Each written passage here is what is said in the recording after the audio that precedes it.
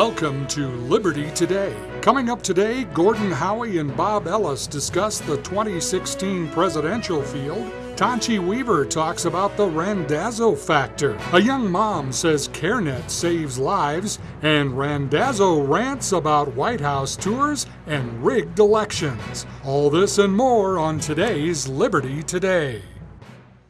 Bob Ellis is with us today again, and Bob, we were just talking about the 2016 presidential prospects, and I'm sorry to report to you at this moment, Ed Randazzo isn't running. I know, we were disappointed to hear that. Well, there's always hope. Yeah. You know, there are a lot of prospects in the nation who kind of excite the Republican base. Mm-hmm. Some of those names are familiar to all of us. Have you settled in on a pick at this moment? No, it's way too soon for me to settle. You know, one that I think is kind of interesting right now that has been kicked around is Dr. Ben Carson, that made waves at the National Prayer Breakfast a few weeks ago. He certainly would be an unconventional candidate. Definitely.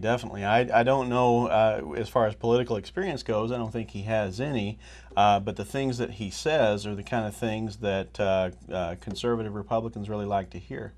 Well, and I think our listeners probably found it as interesting as you and I did when he's been approached with that. He's not ruling it out. No, he's not, and I think that's good. That keeps his voice out there. But you've probably noticed too that already he's catching a lot of flack from the left. They're already trying to portray. Yes. Well, he's a racist after all. Of course. Even in the left's mind, even a black man can be a racist. Of course, they're an Uncle Tom or something like that. Yes. But if you get off the liberal plantation, then you're automatically a racist. Yeah, and you know, as I think about that, strikes me that he might be an ideal vice presidential candidate. He could certainly be a good one. He could sure juice up the ticket. Yes, he brings a lot to the table. What do you think about names like Rubio and Paul? Well, I think a lot of both of those guys. They were both Tea Party supported candidates whenever they made their way into the Senate. I'm not too sure about Rand Paul at this point. I really like the guy. I like what he's done so far. I like most of the things that he said. I would like to see a little bit more of where he stands on some of the social issues.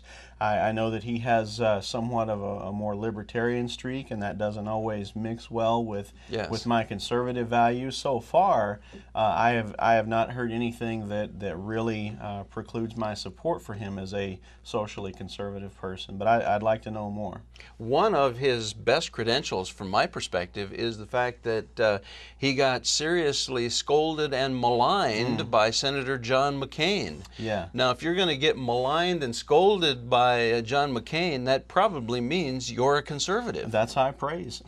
Yes, it is. It's almost as good as being ridiculed by Barack himself. Indeed it is. What do you think about Paul Ryan and his prospects? He's always in the top tier. Yeah.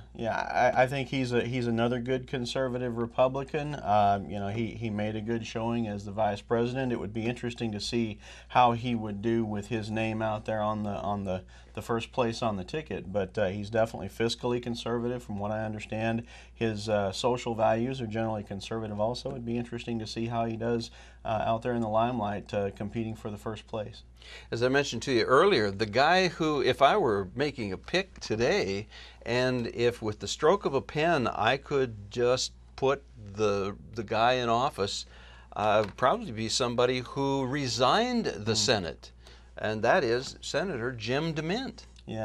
Yeah, he has a lot going for him. He's got a long-standing respect from conservatives of, I say, most stripes. He does have his detractors among the Rhino constituency, but having just taken over at Heritage, it's hard to say that that he would step down from that to run, but who knows what the future may hold. Well, it might be hard for him to take a demotion to president, but yeah.